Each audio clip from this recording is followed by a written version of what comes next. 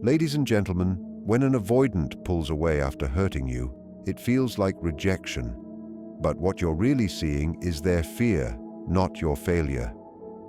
Let's talk about the kind of confusion that hits your heart when someone you care about, someone who once looked at you with warmth and openness, suddenly becomes cold, distant, and unreachable.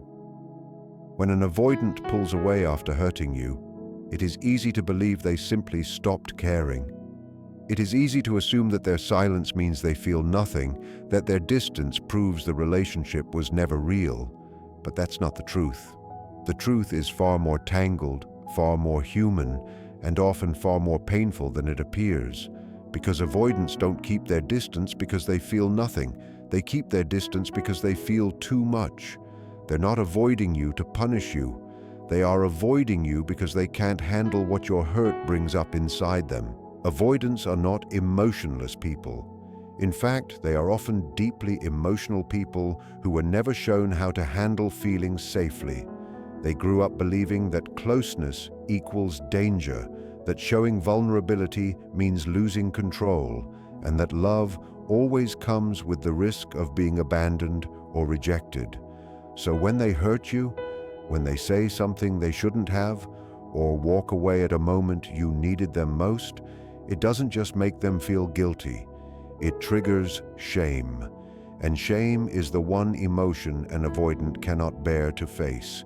Shame tells them, I'm the problem. I messed up again. I destroyed something I didn't know how to protect. And instead of coming closer to repair things, their fear tells them that the only way to survive is to retreat. Avoidants don't withdraw because they don't care. They withdraw because they can't face what they've done. That is one of the hardest truths to accept when someone you love suddenly shuts down. It's not always indifference that keeps them away. Many times, it is the weight of shame. The avoidant may look calm on the outside, may even seem unaffected, but inside they are drowning in emotions they don't know how to process. They are fighting a level of guilt they cannot translate into words. They cannot face you, not because you are the problem, but because your presence reminds them of their own mistakes. Every time they think of the hurt in your eyes, every time they imagine how their actions affected you, it forces them to confront emotions they have been running from their entire life. For avoidance, emotional closeness feels unsafe. It exposes them. It brings up old memories and hidden fears they learned to bury long ago. Many avoidants grew up in environments where love felt unpredictable, conditional, or overwhelming. So when they hurt you and the emotional tension rises, it triggers an old internal panic. They suddenly feel unworthy, defective, and powerless. But instead of facing those feelings, they run, they shut down, they pull away. They tell themselves that distance will help. That space will calm everything down. But what they are really doing is trying to escape the reflection of themselves they see through you. Because when you are kind, even while you're hurting, it makes them feel worse. It magnifies the gap between the person they are and the person they wish they could be. Their withdrawal is a defense mechanism. It's emotional self-protection disguised as control. They believe that if they can control the space between you, they can control the shame inside them. But shame doesn't disappear in silence. It grows in the dark. It expands in isolation, slowly turning what they hope is peace into restlessness. That's why avoidants often look steady at first after they pull away, but as more time passes, they begin to crack from the inside. At first, they feel relief. The emotional pressure seems gone. They convince themselves they did the right thing, but gradually, that relief fades and emptiness takes its place. They begin to feel the absence of the person they pushed away. And with that absence comes the heavy awareness of what they've lost. You see, avoidants don't want to hurt you. That is the part almost everyone misunderstands. They don't wake up in the morning deciding to break your heart. What they are running from is something deeper, the unbearable responsibility for your emotional pain. When they love someone, your feelings feel like pressure to them, not because you're doing anything wrong, but because emotional closeness activates the fears they've never healed. They interpret intimacy as danger. So when conflict happens or emotions rise, they don't have the tools to stay and work through it. They only know how to run. It's not a decision rooted in cruelty. It comes from fear, deep, old fear. Yet that fear doesn't erase their feelings for you. Even when they disappear, they still care. They think about what happened. They replay conversations. They analyze your reactions in their mind. They try to numb the guilt by creating logical explanations. They tell themselves it was better for both of you. They try to believe that stepping away was the smartest choice. But no matter how much they try to convince themselves, a quiet ache follows them. Because deep down, they know that they didn't leave because you were too much. They left because inside, they felt too little. Not in love, but in emotional capacity. They couldn't handle being seen so clearly through your affection. You saw pieces of them they don't even know how to face.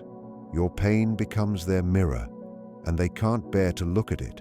It reflects their emotional shortcomings. This is why avoidants avoid conversations, block communication, or pretend to move on. It's not because they don't feel anything, it's because they feel so much that it overwhelms them. Their whole identity is built on the belief that they cannot handle strong emotions. So when guilt hits, they retreat to survive. The silence they choose is not peace, it is self-punishment. It is their way of saying, I don't know how to handle the damage I caused, so I will disappear instead. But this withdrawal does not bring them the relief they hope for. Over time, it turns into quiet regret. They begin to recognize that their avoidance did not protect them. It only separated them from the connection they needed. They start to see how their silence created harm. They begin to feel the weight of everything left unsaid. But by the time they are ready to face it, it often feels too late. That's when you see avoidance trying to reconnect, liking a post, viewing your stories, sending a short message, or creating an excuse to reach out. These actions are not arrogance. They are shame-driven attempts to find a way back without exposing their vulnerability. Avoidants don't withdraw because they feel nothing. They withdraw because feeling something hurts them. It challenges their emotional walls. It disrupts their sense of control. It threatens the narrative that they are safer alone. Their distance is their way of managing pain they don't know how to explain. It's tragic because the very thing that could heal them, connection, is the thing they fear the most. And so they run, not to escape you, but to escape themselves. Yet love has a strange way of echoing in silence. Even when they are far away, they feel your absence. Even when they try to convince themselves they're better off, they can't forget the sense of safety they once felt with you. They may push down their emotions, but they can't erase them. Deep down, they know the truth. They didn't pull away because their feelings disappeared. They pulled away because your love made them feel something too intense, too vulnerable, too raw for them to handle. Their silence is not calmness. It is a punishment they give themselves without ever admitting it. When an avoidant pulls away after hurting you, it might look like they've moved on, that they found calm in distance. But what's really happening is the opposite. Their silence is not a sign of inner peace. It is a form of emotional exile they place themselves in. They retreat because they don't know how to handle the storm of guilt, fear, and self-doubt that closeness brings. On the outside, it may seem like they're indifferent or comfortable, but on the inside, there is chaos they can't put into words. The quiet they create is meant to protect them, but what it really does is isolate them from the very thing that could bring healing. Avoidants often confuse silence with safety. When emotions grow too big, they tell themselves that stepping back is the mature choice. They believe that time and distance will make everything easier. They think emotional space will help them feel more in control. But distance doesn't heal emotional wounds. It only delays them. While they are avoiding confrontation, they are also avoiding resolution. They think disappearing will lessen the pain, but the pain simply shifts. Instead of facing the conflict with you, they face it alone in their own mind. Every day they remain quiet, the weight of what they haven't said becomes heavier. Thoughts they refuse to speak out loud begin to echo internally. Every message they don't send becomes another reminder of the emotional gap they created. Inside their silence, there is guilt they don't know how to express. They know they caused hurt. They know they left you confused. They know their actions left a wound. But admitting that out loud would require vulnerability, and that is something they've never learned how to handle. So they stay silent. They hope time will wash away the memory of the pain. But time doesn't erase anything. It reveals the truth. The more time passes, the more disconnected they feel, not just from you, but from themselves. They begin to feel like strangers in their own heart. They cannot access the emotional warmth they once felt in your presence. They start believing stories inside their head. They tell themselves you're better off without them. They convince themselves they don't deserve you. They assume you hate them now. These thoughts sound rational to them, but underneath every one of those beliefs is shame. Silence becomes their shield and their prison. At first it feels easier, no conflict, no accountability, no emotional exposure. But slowly, that silence turns into hunger. They begin missing your voice, your messages, your presence. The same closeness that scared them becomes the closeness they crave again, but because they fear rejection, they don't reach out. They double the silence, hoping the feelings will fade. But instead, their silence becomes a punishment they keep giving themselves. And every moment they stay away, they lose another piece of peace. They don't speak about it openly, but they carry the silence like a shadow. It follows them late at night when they're scrolling through their phone. It shows up when they stumble on something that reminds them of you, or when they remember a conversation that never happened, the words they should have spoken but didn't. Their quiet doesn't shield them from hurt. It actually brings the hurt closer. The distance becomes a constant echo of everything they're trying not to face. Deep inside, they know the only real way to end that pain is to stop hiding, to break the silence, to deal with the very thing they keep running from. But the fear of rejection freezes them. They tell themselves that reaching out will only make things worse, that you've moved on, that the damage is too deep. So they choose silence again and again, believing it gives them control when in truth it's just them surrendering to fear. What they never admit is that silence hurts them more than anyone else. It eats away at their confidence, their sense of worth, and the belief that they are capable of connection.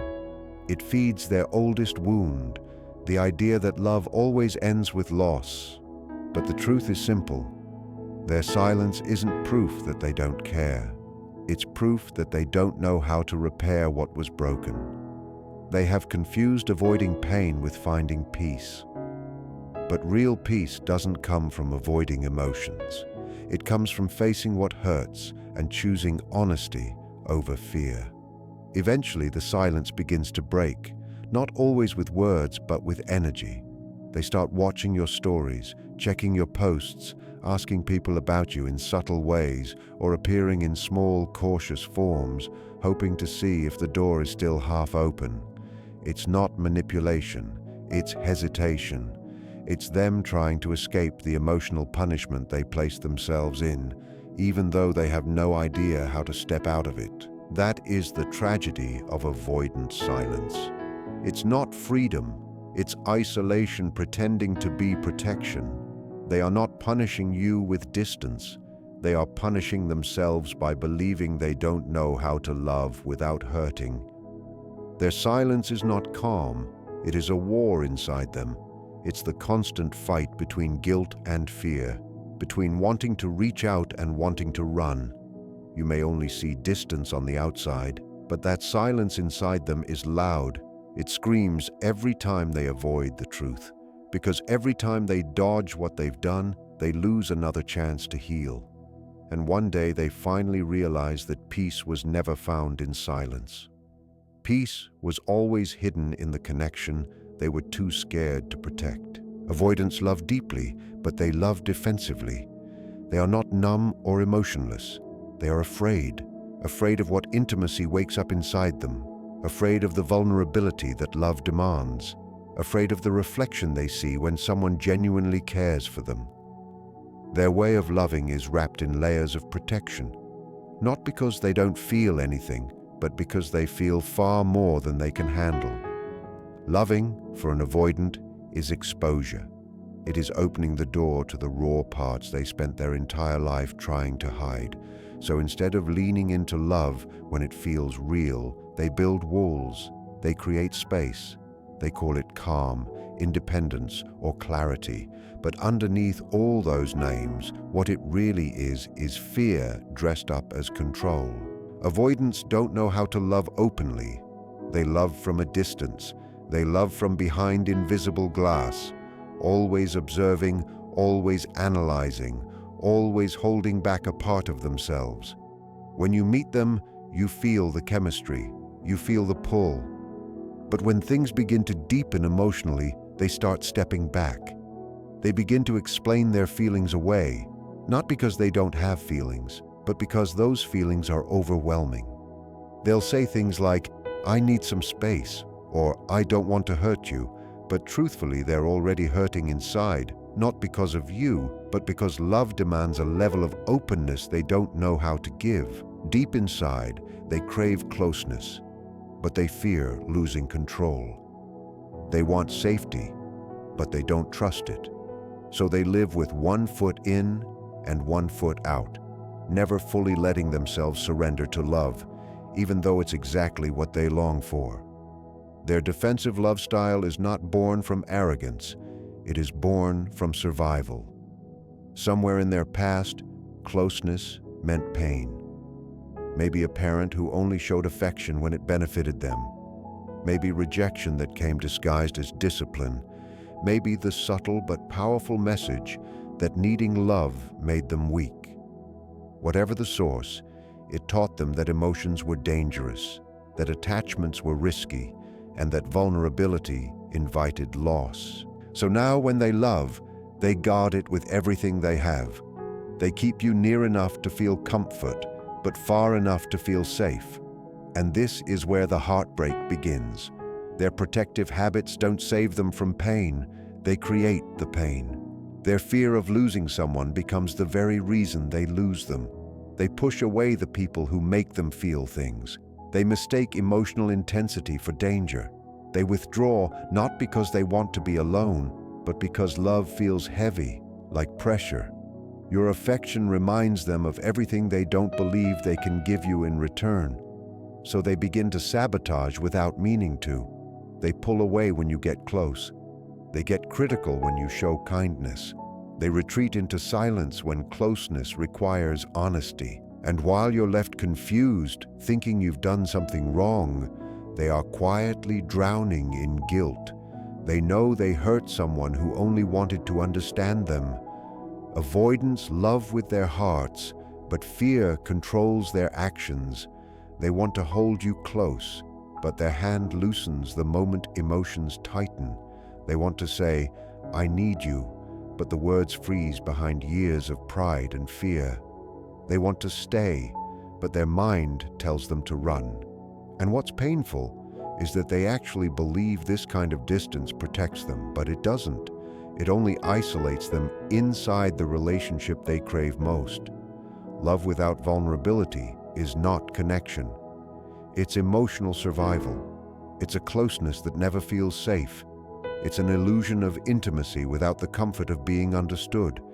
Yet deep inside every avoidant is a quiet longing, a hope to love without fear, to remove the walls, to stop controlling every emotion, to feel a love that brings calm instead of anxiety.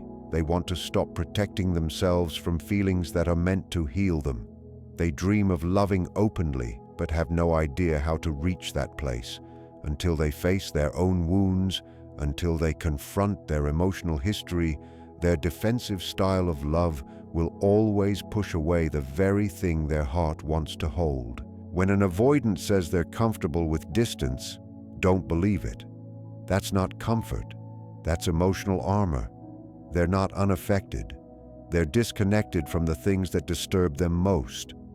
Under all the logic, under all the calm, under all that control, there is a tired heart. A heart exhausted from pretending it doesn't need connection. They love deeply, but defensively, because they were never shown that love can be safe. They were trained to survive love, not to accept it. And that is the paradox that shapes them. They crave the intimacy they fear. They want closeness, but the feeling of being seen terrifies them. Their love is filled with contradictions. They want to be held but keep moving away. They want to be understood but hide behind silence. And no matter how far they run, one truth stands. They never stopped caring. They just never learned how to love without a shield. Distance becomes their way of staying in control, but also their biggest regret. To a dismissive avoidant, control is everything. It's their emotional safety. It's how they keep their heart from being exposed. When love becomes too intense or unpredictable, they reach for distance like it's their only lifeline. They pull away because distance makes them feel powerful. It gives them the belief that they can manage their emotions by shutting them down. It's their unspoken way of saying, I decide when I feel, how much I feel, and when it stops. But each time they choose distance, they trade real connection for temporary control. And control has never healed the emptiness they carry. When they start to feel vulnerable, it triggers a deep instinct to protect themselves. Their mind repeats the old message that closeness equals danger, so they begin to withdraw, not because feelings disappeared, but because feelings became too strong. They create space, they slow down replies, they become quieter, colder, more distant. They tell themselves they're just overwhelmed or need to think. But behind that logic is fear, fear of losing themselves, fear of being seen too deeply, fear of needing someone who might one day leave. They think emotional distance will make life easier, but it never does. It only makes them feel more alone. At first, distance feels like relief. It feels like order, like clarity. It helps them avoid guilt, conflict, or vulnerability. It lets them feel in control again. But as the days pass, the silence that felt comforting begins to feel heavy. They start noticing your absence, not just in the room, but in their mind. The peace they expected to find in isolation becomes restlessness. Their mind insists they made the right choice, but their heart keeps whispering, then why does this still hurt? That's when the regret begins to grow. Because even though they created the distance, they can't escape the ache it brings. Distance becomes their quiet suffering. They think about you in random moments, while driving, while scrolling, while lying in bed staring at the ceiling. They replay old conversations. They imagine different outcomes. They wonder if you've moved on. They feel the weight of their avoidance, but they don't know how to undo it. Their pride won't let them reach out, and their fear won't let them let go. They are stuck in the very space they created, caught between wanting closeness and avoiding exposure. That is the avoidant paradox. They fear intimacy because it threatens their control. Yet distance makes them feel helpless too. Their control is an illusion. It tricks them into thinking they're managing love, but really love is slipping away. They think they're protecting their heart, but truly they're protecting their ego, the part of them that can't admit how deeply they feel. Every time they choose silence instead of communication, they strengthen the story that they're safer alone. But loneliness eventually tears through that illusion, because over time, They learn that control without connection is not peace, it's emptiness. And this realization doesn't arrive loudly, it arrives quietly, like a soft truth they can no longer outrun. It shows up in the quiet moments. It comes when they see your name but can't message you, or when they remember your laugh and feel a sudden ache. That's when the regret starts pressing on them. They begin to understand that the space they once used to feel in control has left them powerless to return to what they pushed away. They realize the love they ran from was never a threat. It was the safety they needed the most. Distance protected them from discomfort for a moment, but it also blocked them from healing. It kept them from the closeness that could have shown them that love doesn't take freedom away, it widens it. But an avoidant person can't see that until their own silence becomes too heavy. Then the regret grows. They wish they had stayed, had tried, had trusted. They see that they didn't want to lose you. They just didn't know how to stay without feeling like they were losing themselves. But in holding on to control, they lost both. And that is the kind of pain distance never protects them from. Their absence is not indifference. It is an unspoken cry for safety. When they disappear after hurting you, it is easy to believe they no longer care. But what looks like coldness is usually fear. Avoidants don't leave because they stopped feeling. They leave because they feel too much and don't know what to do with it.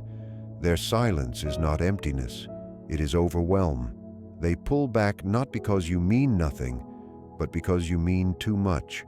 That level of closeness feels unsafe to someone who learned early that intimacy equals pain. For an avoidant, closeness is both what they want and what scares them. When they see how much they hurt you, it sparks guilt, shame, and fear of rejection inside them.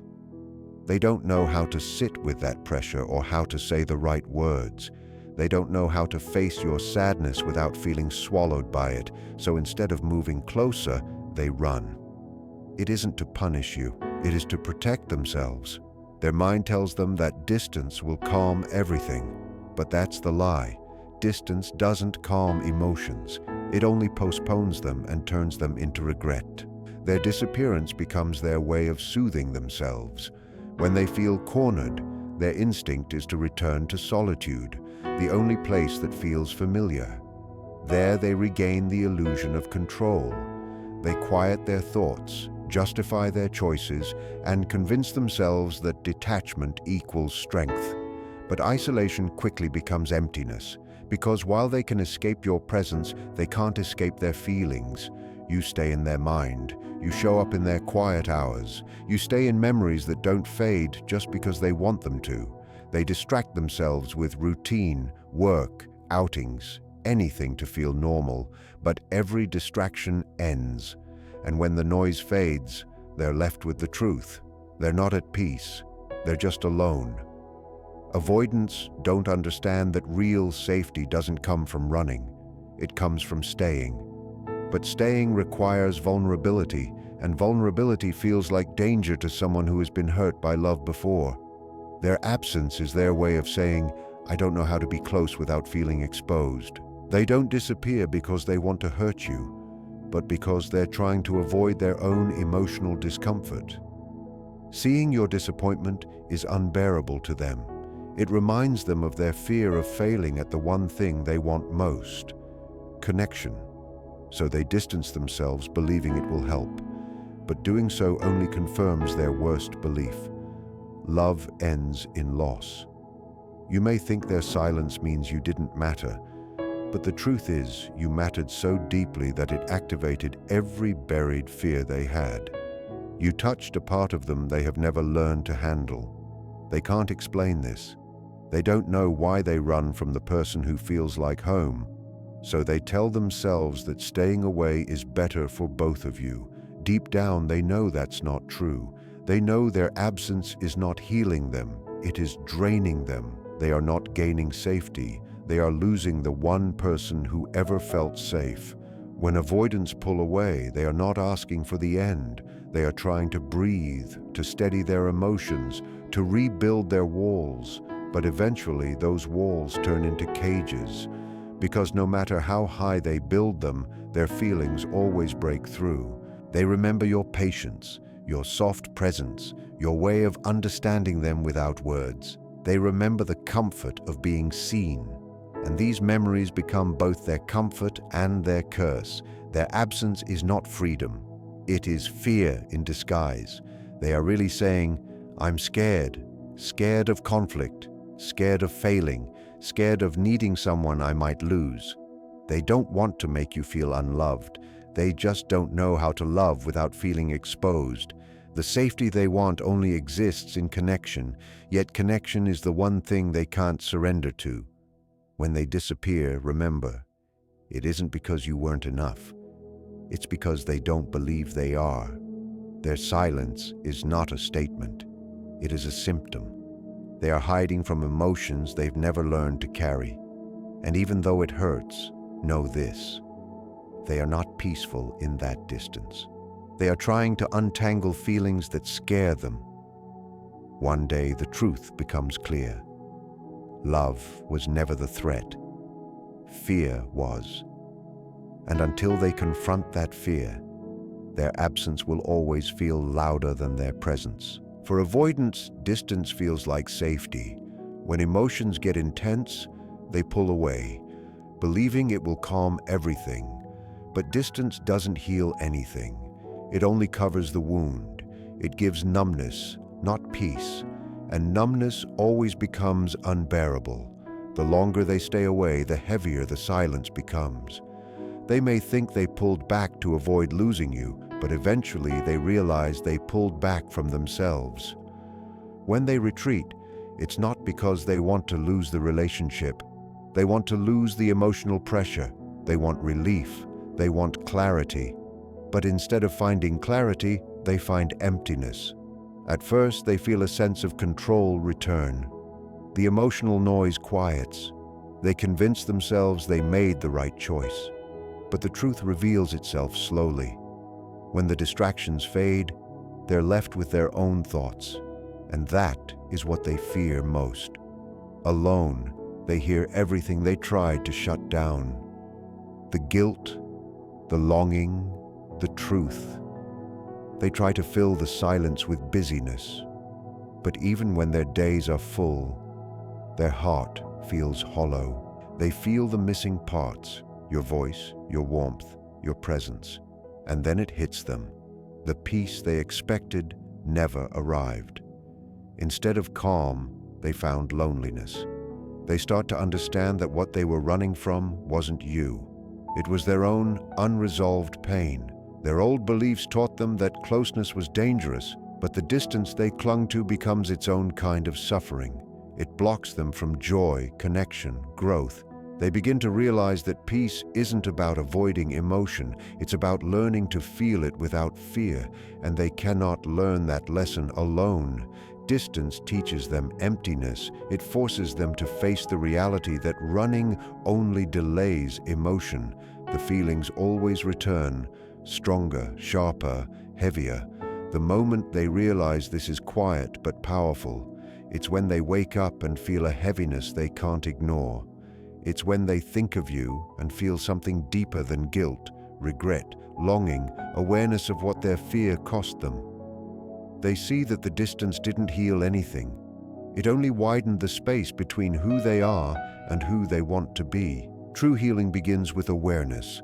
Awareness that peace is found in connection, not avoidance. Awareness that walls don't keep them safe, they keep them lonely. They start to see that silence made things worse, not better. That their independence was fear pretending to be strength. Love mirrors back their hidden wounds, and no matter how far they run, the truth follows. Distance once felt like protection, but now they see it was a wall built from fear. And as they slowly let that wall weaken, they begin to feel a new kind of peace. A quiet, warm peace that comes from stopping the fight within themselves.